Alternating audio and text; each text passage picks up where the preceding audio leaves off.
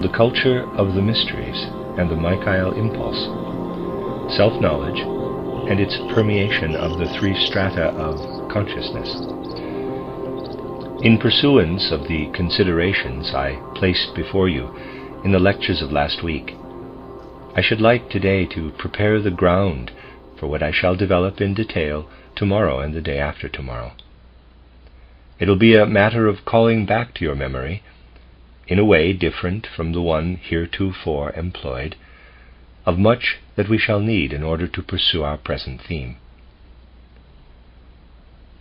If we try to make clear to ourselves the way in which Earth evolution unfolded, we can do so best by considering and arranging the various events in relation to the central point of Earth evolution.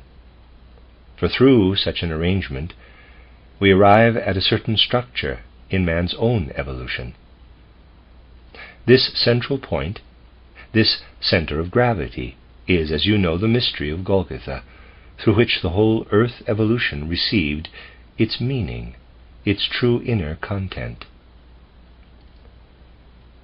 If we go back in the evolution of Occidental humanity, which received the impulse of the mystery of Golgotha from the Orient, we must say, approximately in the 5th century before the occurrence of the mystery of Golgotha, there begins out of Greek culture a kind of preparation for this mystery of Golgotha.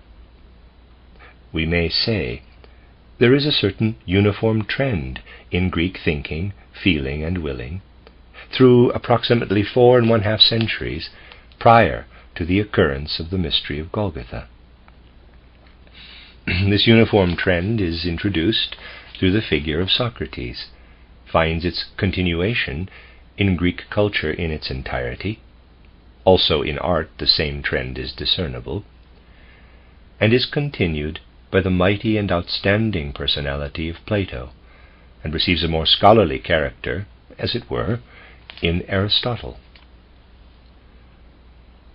You know from various lectures I delivered before you that the Middle Ages, mainly in the time after St. Augustine, were especially bent on using the guidance that could be gained from the Aristotelian mode of thinking in order to comprehend what prepared the mystery of Golgotha and what followed it. Greek thinking became of such great importance precisely for the Christian evolution of the Occident up to the end of the Middle Ages, through the fact that it was used for the comprehension of the real nature of the mystery of Golgotha. It is well that we should realize what it was that took place in Greece during these last centuries prior to the event of the mystery of Golgotha.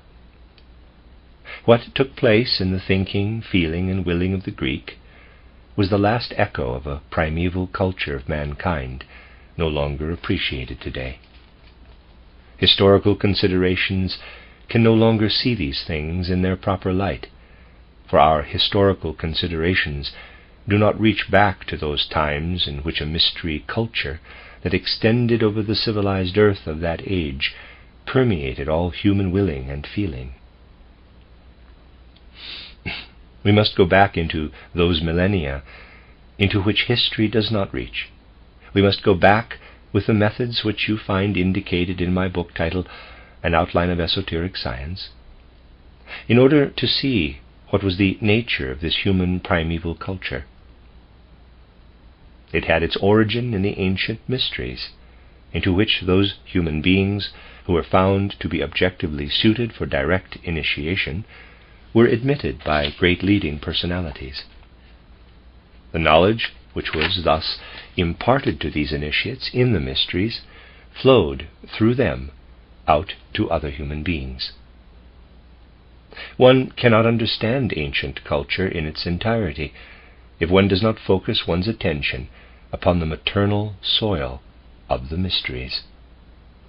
If one is willing to do so, this maternal soil of the mysteries can be clearly discerned in the works of Aeschylus. It can be sensed in Plato's philosophy.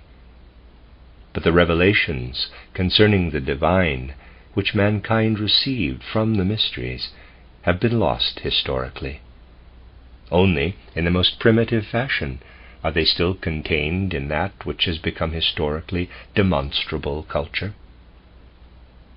We can best judge what has happened here if we make clear to ourselves what it is that has remained in the post-Socratean age of Greek civilization, of the primeval mystery culture in which Greek civilization was rooted.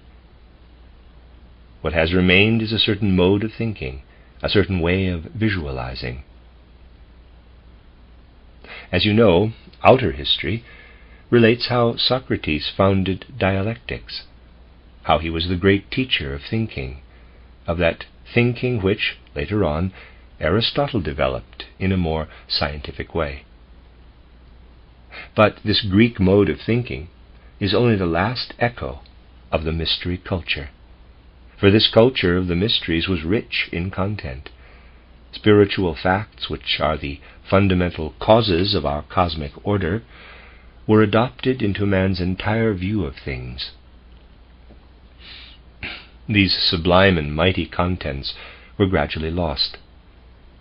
But the way of thinking developed by the mystery pupils has remained and has become historical, first in Greek thinking, then again in medieval thinking, in the thinking of the Christian theologians who acquired this Greek thinking in order to grasp with the thought forms, with the ideas and concepts which were a continuation of Greek thinking, that which has flowed into the world through the mystery of Golgotha.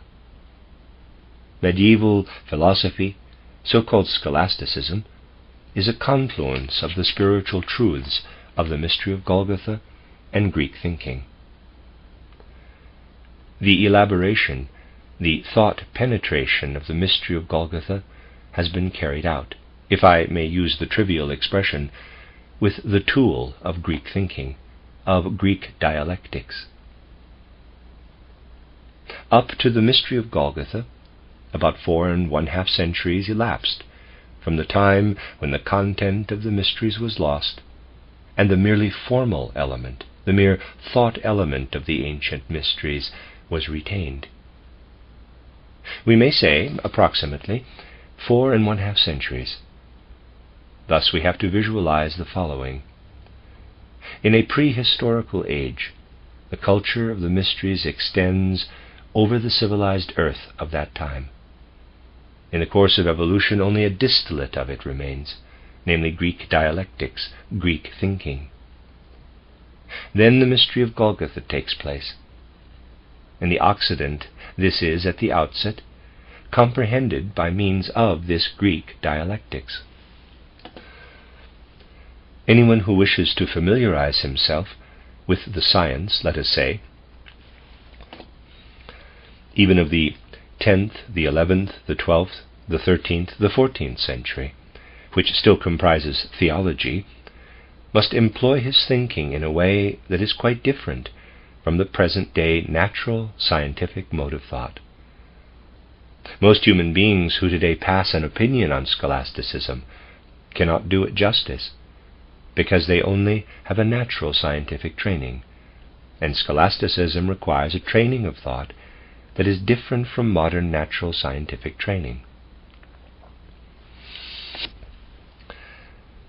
Now, my dear friends, today we live at a point of time in which again 4½ centuries have elapsed since this natural scientific mode of thinking took hold of mankind. In the middle of the 14th century, human beings of the Occident begin to think in the way we find developed, already to a degree of brilliancy, in Galileo or in Giordano Bruno. This then is carried over into our age. Indeed, my dear friends, it is seemingly the same logic as that of the Greeks, yet in reality it is a completely different logic. It is a logic which is gradually derived from the nature processes, in the way the Greek logic was derived from that which the mystery pupils beheld in the mysteries. Let us now try to make clear to ourselves the difference that exists between the 4½ centuries prior to the event of the mystery of Golgotha in the civilized world of that time, which was almost limited to Greece, and the 4½ centuries in which humanity was trained for natural scientific thinking. It is easy for me to describe this to you graphically. Visualize the culture of the mysteries, like a kind of mountain summit of human spiritual culture in very ancient times. This culture of the mysteries, I shall proceed step by step, then becomes logic in Greece, up to the mystery of Golgotha. This then finds its continuation in the Middle Ages through scholasticism. During 4½ centuries prior to the mystery of Golgotha, we have the last ramification, the echo of the ancient mystery culture. With the 15th century A.D., a new way of thinking begins, which we might call thinking in the style of Galileo.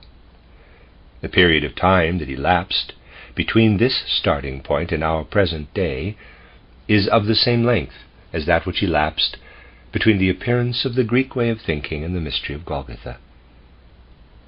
But while the latter period is a final echo, an evening glow, as it were, the former is a prelude, something that has to be evolved, that has to be brought to a certain height. Greek culture stood at an end. We stand at a beginning. We shall only gain a complete understanding of this placing side by side of an end and a beginning if we observe the evolution of mankind from a certain spiritual scientific point of view. I have repeatedly stated that it is not without reason that in the present age the attempt toward self-knowledge of mankind is made. Let me read that again. I have repeatedly stated that it is not without reason that in the present age the attempt toward self-knowledge of mankind is made, the tools for which are offered by the anthroposophically oriented spiritual science.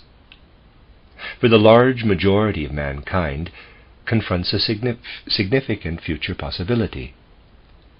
In this connection, it is important that we take seriously the fact that the evolving historical humanity is an organism that develops continuously.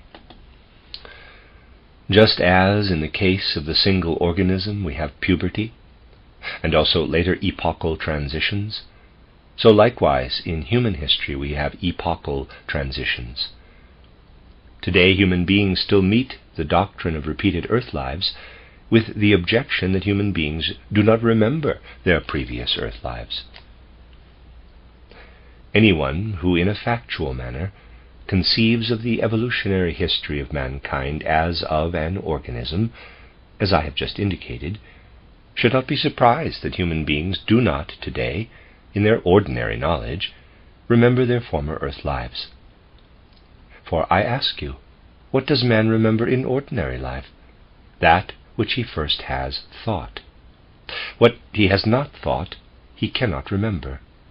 Just think how many events of a day remain unobserved by you. You do not remember them because you did not think them, in spite of their having taken place in your surroundings. You can only remember what you have thought. Now, in the former centuries and millennia of mankind's evolution, human beings did not attain to any factual clarity about their own nature. To be sure, since the appearance of Greek thinking, the, quote, know thyself, close quote, exists like a longing, but this know thyself will only be fulfilled through real spiritual cognition. Only through the fact that human beings once employ one life in order to comprehend in thought their own self, and humanity has only become ripe for this in our age, is memory prepared for the next earth life. For we must first have thought about that which we are to remember later. Only those who in earlier ages, through initiation, which need not have been acquired in the mysteries, could look factually upon their own self, are able in the present age to look back upon former earth lives. And there are not so few human beings who are able to do this. Nevertheless, the situation is such that man, also with respect to his purely bodily evolution, undergoes a transformation. These things cannot be observed externally in physiology, but they can be observed spiritual scientifically. Mankind today does not have the same bodily constitution it had 2,000 years ago, and in 2,000 years from today it will again have a different constitution. I have talked to you about this subject repeatedly. Human beings live toward a time in the future in which their brains will be constructed in a way that is quite different from the way their brains are constructed today in an external sense. The brain will have the possibility of remembering former earth lives. But those who have not prepared themselves today, through reflection upon their own self, will sense this faculty, which will be theirs mechanically, merely as an inner nervousness, if I may use the current expression, as an inner deficiency. They will not find what they are lacking, because mankind in the meantime will have become ripe, in regard to its corporeality, to look back upon its previous earth lives. But if it has not prepared this retrospect, it cannot look back. It then will sense this faculty only as a deficiency. Therefore, proper knowledge of the present day powers of transformation of mankind indicates by its very nature that human beings are brought to self-knowledge through the anthroposophically oriented spiritual science. Now it is possible, and today I shall only indicate this, it is possible to point out the nature of this special experience, which will suggest to human beings to take into account previous earth lives. Today we live in an age in which those shades of feeling which will become more and more prevalent are indicated only in a few human beings. But still they are indicated in these few human beings. Not much attention is paid to them yet. I shall describe them to you in the way in which they will appear eventually. Human beings will be born into the world, and they will say to themselves, "By living with other human beings I am educated, consciously or unconsciously, for a certain way of thinking. Thoughts arise in me. I am born into and educated for a certain way of thinking, of visualizing. But at the same time I look at my outer surroundings. My thinking, my visualizing, does not properly fit this outer surrounding world." This shade of feeling is already present today in individual human beings. They must think in a direction which makes it appear to them as if outer nature said something entirely different, as if outer nature demanded something completely different from them. Wherever such human beings appeared that have felt this discrepancy between what they must think and what external nature says, they have been ridiculed. Hegel, for instance, is a classic example for this. He has expressed certain thoughts about nature, and not all of Hegel's thoughts are foolish, and has arranged them systematically. Then the Philistines came and said, "Well, these are your ideas concerning nature, but just look at this or that process in nature. It does not agree with your ideas." Then Hegel answered, "Too bad for nature." Naturally, this seems paradoxical. Nevertheless, subjectively, this feeling is well-founded. It is absolutely possible that one surrenders without prejudice to one's innate thinking and says, "If nature were really to correspond to this thinking, she would have to take on a different form." To be sure, after some time, one will also become accustomed to that which nature teaches. Most people who find themselves in such a position do not notice that by having acquired nature observation, they really bear two souls within themselves, two truths, as it were. Those who do notice it may suffer greatly from this discrepancy brought into their soul life. What I am describing to you here, and which is present in some human beings today, although they often are not aware of it, will become ever more prevalent. Human beings will say to themselves more and more, "Through what I am by birth, my head really forces me to form a picture about nature."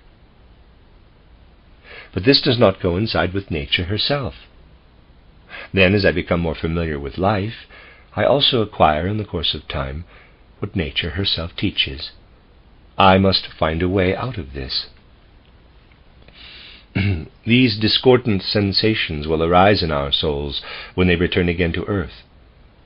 A source of inner thoughts and sensations will arise in us, which will cause us to say, "You sense clearly how the world ought to be. It is, however, different." Then again we shall familiarize ourselves with this world. We shall learn to know a second kind of law, and we shall have to seek a balance between the two. Let us assume the human being enters physical existence through birth. He brings with him in his thinking and feeling the result of his previous earth life. While he was not united with the life of the earth, this external earth life has actually undergone a change. He senses a discrepancy between his thinking, the effects of which he brings from his previous life, and the things as they have developed in the period during which he was absent from the earth. His thinking does not harmonize with them, and now gradually he adjusts himself to his new life. But he does by no means completely take up into his consciousness what he may learn from his surroundings. He only takes it up as though through a veil. He elaborates it only after death, and then again carries it into his next life. Man will constantly live in this duality in his soul life, of his soul life. He will always become aware of the following: you are bringing with you something in regard to which the world into which you have grown through birth is new. But through your physical being you now receive something from this world which does not completely penetrate your soul, which you will have to work over, however, after death. The human being of the present day ought to become thoroughly acquainted with this way of experiencing life. For only by familiarizing himself with such a thing does he become aware of the forces which pulse through our existence, and which otherwise remain entirely unnoticed. We are drawn into the web of these forces. But if we do not try to penetrate them with our consciousness, they make us to a certain degree sick in our soul. As falling apart, the human being will perceive more and more the falling apart of that which has stayed with him from the present life, and that which is prepared in the present life for the next one. And since man will sense this duality more and more, he will be in need of an inner mediation, a real inner mediation. And the great question will become ever more burning: where must we look for this inner mediation? We can only find an answer to this question if we consider the following. I have often told you that we human beings are completely awake only in our thinking, in the period between awaking and falling asleep of ordinary life. The life of thought means complete wakefulness. We are not completely awake, even in waking life, in regard to our feelings. Our feelings are at the stage of dream consciousness, even though we are fully awake in our conceptions and thoughts. He who is able to make research in this field knows through direct perception that feelings have no greater vitality than have dreams. Only the conception through which feelings are represented makes it appear differently. But the life of feeling as such arises out of the depths of consciousness like the surging up of dreams. And the actual life of will is asleep in us, even in our waking life. In regard to the will, we are asleep. Thus, also in waking life, we carry these three states of consciousness within us. During the day we walk around to the waking life of thoughts. We deceive ourselves in believing that we are awake also in our will, because we have thoughts about that which the will performs. not the experience of the will itself, but only its mental image in what enters our consciousness. We dream our feelings, we sleep our willing. But if imaginative knowledge raises up what otherwise dreams in the feelings, and makes it a matter of complete, clear world cognition, then we become aware of the fact that wisdom is contained not only in our thoughts, let us call it, quote, wisdom, close quote, although with many human beings it is unwisdom, but that wisdom is also contained in our feelings, and that it is also contained in our willing. In regard to present-day human existence, we can only speak clearly about that which is contained in our thought life. In regard to the world of feelings, mankind today entertains thoughts which hardly differ from those it entertains in regard to dream life, and yet wisdom is also contained in the life of feeling. My dear friends, the person who earnestly applies to his own soul the exercises which are described in my book titled Knowledge of the Higher Worlds and Its Attainment will come closest to experiencing a certain inner soul surging, which takes its course in a dreamlike manner, as it were. For most human beings, it will not contain more regularity than ordinary dreaming, but it is possible at a comparatively early moment to bring so much order into this inner experiencing that one becomes aware of the fact that although this inner experience is not governed by ordinary logic, indeed it is sometimes governed by a very grotesque logic, and the most varied fragments of thought arrange themselves and occur in a dreamlike fashion, one becomes aware of the fact that something real takes place there. This first inner experience, which is still very primitive, may be recognized by the one who applies even to some degree to his own soul life what has been described in my book, Knowledge of the Higher Worlds and Its Attainment. When the human being dives down into this surging of waking dreams, a new reality emerges, in contrast to the ordinary reality of external life. Comparatively soon, the human being may become aware of this arising of a new reality. And also, comparatively soon, may he become aware that wisdom is contained in all this, but a wisdom he cannot take hold of, for which he does not feel himself mature enough to become fully conscious of it. It escapes him time and again, and he does not understand it. But he becomes aware, or at least may become aware, of the fact that wisdom does not only flow through the upper stratum of his consciousness, which permeates him in ordinary waking day life, but that below this there lies another stratum of his consciousness, which appears illogical to him, for the simple reason that he himself calls it that, since he cannot yet take hold of its wisdom. We may say, the moment we have completely acquired imaginative cognition, these waking dreams cease to be as grotesque as they appear to ordinary life. They then permeate themselves with a wisdom that points to another content of reality, to a world different from the sense world, which we fathom with ordinary wisdom. You see, my dear friends, in ordinary life, only the world of feeling surges up into our everyday consciousness out of this substratum of our consciousness. And out of a still deeper stratum, which lies below the one just mentioned, there surges up the world of will, which is also permeated by wisdom. We are connected with this wisdom, but we are not at all aware of it in ordinary consciousness. Thus we may say, we human beings are governed by three strata of consciousness. The first is our conceptual consciousness, in which we live every day. The second is an imaginative consciousness, and the third is an inspired consciousness, which remains very deeply hidden, which works in us, to be sure, but whose nature we do not recognize in ordinary life. If only modern philosophy were less perplexed in its concepts. I am not referring here to people who have nothing to do with philosophy, but philosophers should grasp such matters, yet they refuse to do so. If only modern philosophy were less confused, it would have to notice the great difference that exists between truths that are arrived at purely upon the basis of external observation of nature and the truths that are found in the sciences, such as mathematics and geometry, which are employed in the endeavor to understand external nature.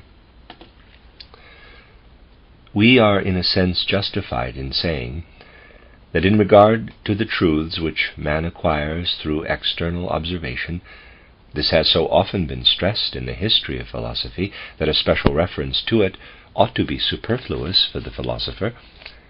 In regard to the truths of external observation, we can never speak of actual certainty. Kant and Hume have elaborated this especially clearly by their grotesque assertion that although it is true that we observe that the sun rises, we cannot, however, assert that this observation that the sun will rise again tomorrow.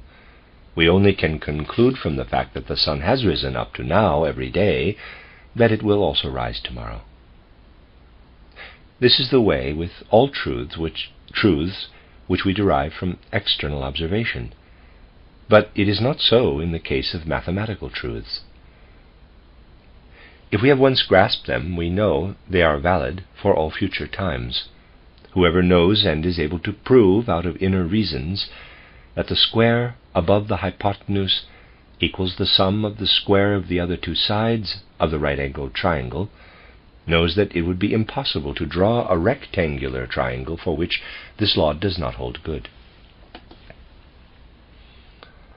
These mathematical truths are different from the truths we arrive at through external observation.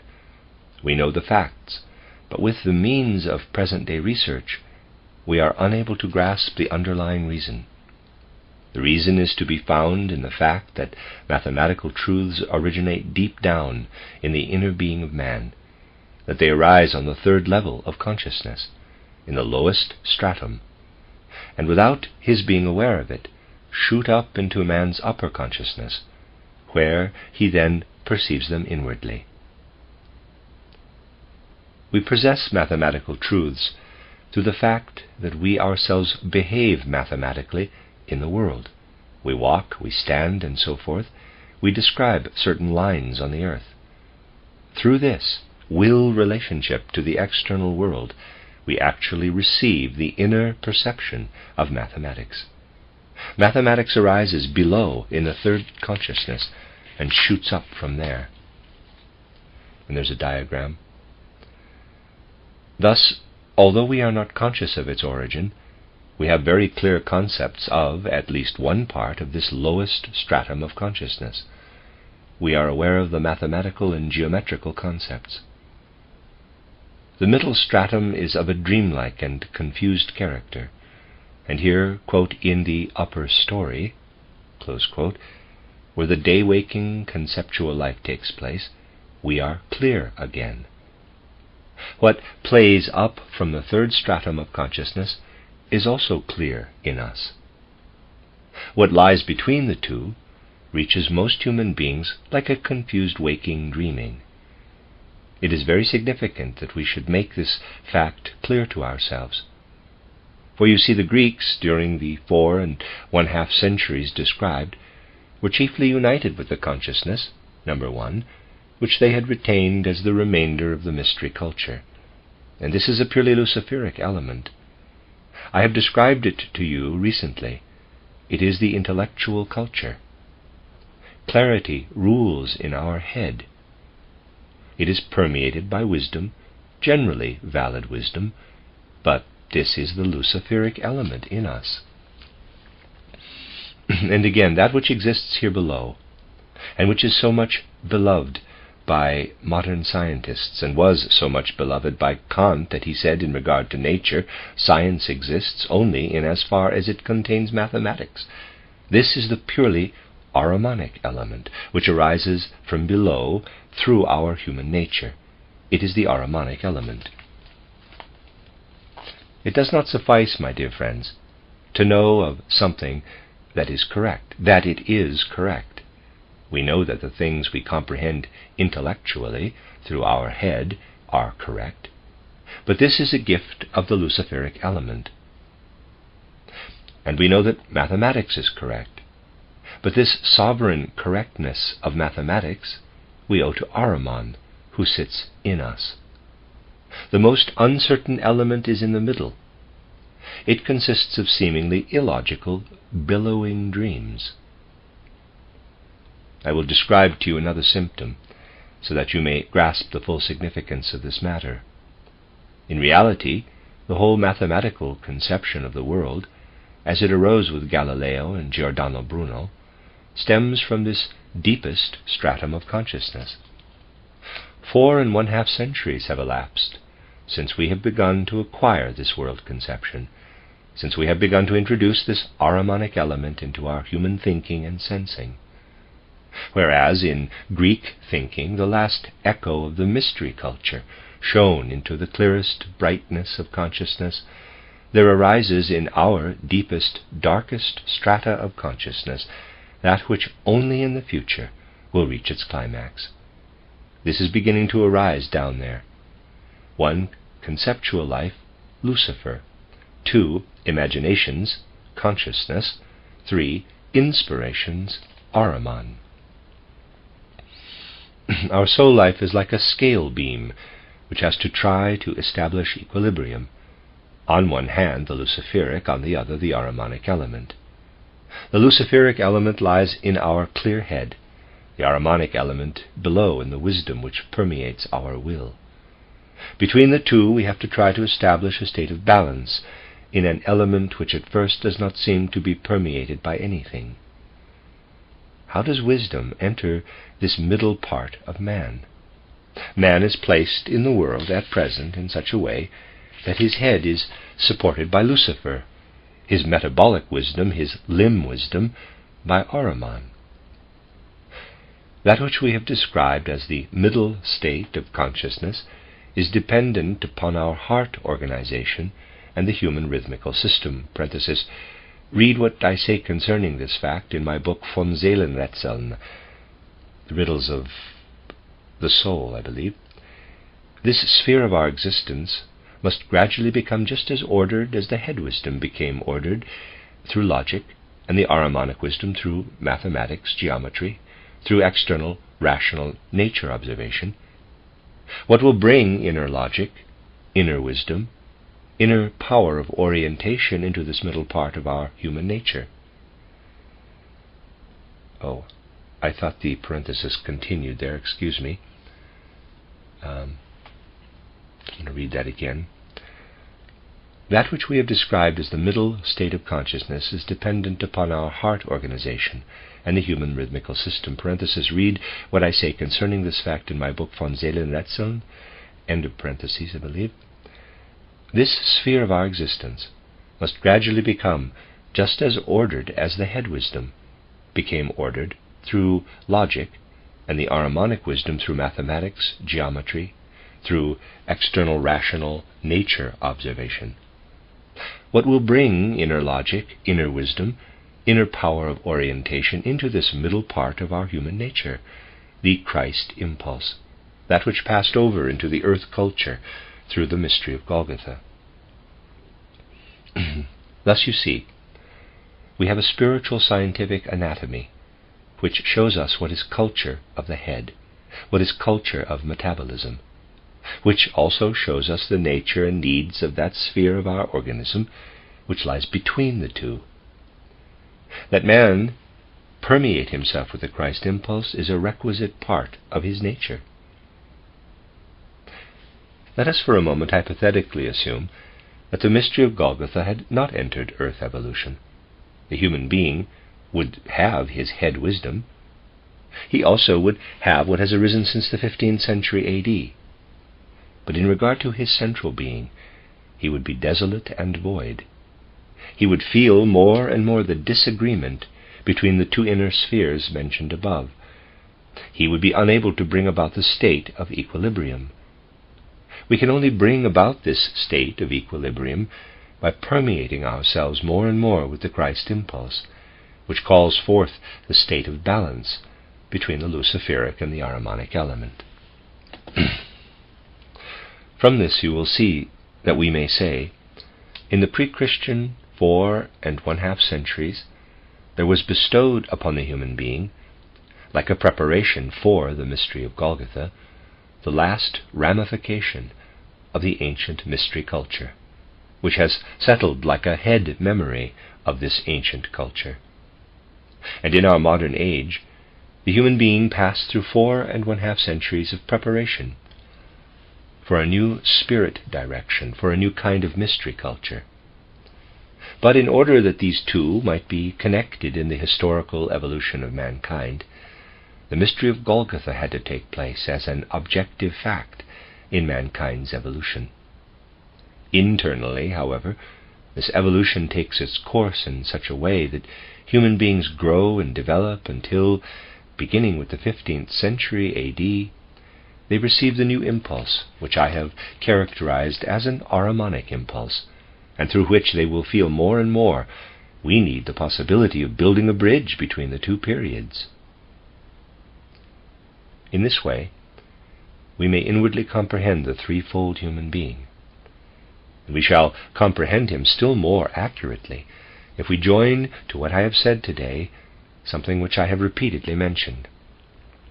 It was possible for the ancient Greek, who retained the remnants of ancient mystery culture, to be an atheist, although it happened in a few abnormal cases, but not to the degree it occurs today. Atheism has only arisen in more recent times, at least in its radical form. For the Greek, who was really imbued with dialectics, felt the divine holding sway in thinking, even in thinking void of content. And if we know this and then look upon the appearance of atheism, upon the complete denial of the divine, we shall find the reason for this atheism.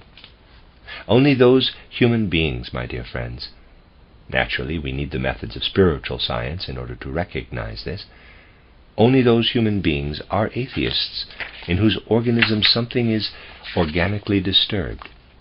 To be sure, this may lie in very delicate structural conditions, but it is a fact that atheism is in reality a disease. This is the first thing we have to hold fast. Atheism is a disease. For if our organism is completely healthy, the harmonious functioning of its various members will bring it about that we ourselves sense our origin from the divine, ex Deo nascimur. The second point, to be sure, is something different. Man may sense the divine, but may have no possibility to sense the Christ. In this respect, we do not differentiate carefully enough today. We are satisfied with words, also in other spheres. For if we test today the actual spiritual content of the views of many human beings of the Occident, and are not influenced by their words, they say they agree with Christian precepts, they believe in the freedom of the will, and so forth, we shall find that the whole configuration of their thinking contradicts what they thus express. Only through their participation in cultural life have they become accustomed to speak of Christ, of freedom, and so forth. In reality, my dear friends, a great number of human beings living among us are nothing but Turks, for the content of their faith is the same as the fatalistic content of faith of the Mohammedans, although this fatalism is often described as a necessity of nature. Mohammedanism is much more prevalent than we think. If we do not focus our attention upon the words, but upon the spirit-soul content, we shall find that many Christians are Turks. They call themselves Christians, even though they cannot find the transition from the God they sense to the Christ. I only need to draw your attention to the classical example of a modern theologian, Adolf Harnack, who wrote the book Wesen des Christentums, Essence of Christianity.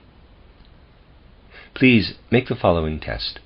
Scratch out in this book the name of Christ wherever it occurs, and replace it by the name of God. This will change nothing in the content of this book. There is no necessity that what this man states should refer to the Christ.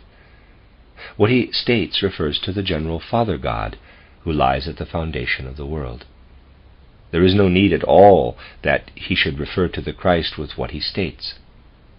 Wherever he proves something, it is externally and internally untrue, as he borrows the various communications from the Gospels. In the way he elaborates these communications, there can be seen no reason whatsoever for connecting them with the Christ. We must acquire the possibility of conceiving of the Christ in such a way that we do not identify him with the Father God. Many of the modern evangelical theologians are no longer able to differentiate between the general concept of God and the concept of the Christ. To be able to find the Christ in life is a different matter from being unable to find the Father God. You know that it is not here a matter of doubting the divinity of the Christ. It is a matter of clear differentiation in the sphere of the divine between the Father God and the Christ God. This comes to expression in the soul life of man. Not to find God the Father is a disease. Not to find the Christ is a misfortune. For the human being is so connected with the Christ as to be inwardly dependent upon this connection. He is, however, also dependent upon that which has taken place as an historical event. He must find a connection with the Christ here upon earth, in external life. If he does not find it, it is a misfortune. Not to find the Father God, to be an atheist, is an illness. Not to find the Son God, the Christ, is a misfortune. And what does it mean if we do not find the Spirit? To be unable to take hold of one's own spirituality in order to find the connection of one's own spirituality with the spirituality of the world signifies mental debility. Not to acknowledge the Spirit is a deficiency of mind, a psychic imbecility. Please remember these three deficiencies of the human soul constitution. Then we shall be able to continue tomorrow in the right way. Remember what I have told you today about the three kinds of consciousness. Remember that it is a disease if we are an atheist, if we do not find the God out of whom we are born and whom we must find if we possess a completely sound organism, that it is a misfortune if we do not find the Christ, that it is a psychic deficiency if we do not find the Spirit. This is also the way in which the paths that lead man to the Trinity differ from one another. It will become more and more necessary for mankind to enter into these concrete facts of soul life, and not to remain stuck in general nebulous notions. People are especially inclined today toward these nebulous notions. To replace this inclination by the inclination to enter into concrete facts of soul life is an essential task of our age.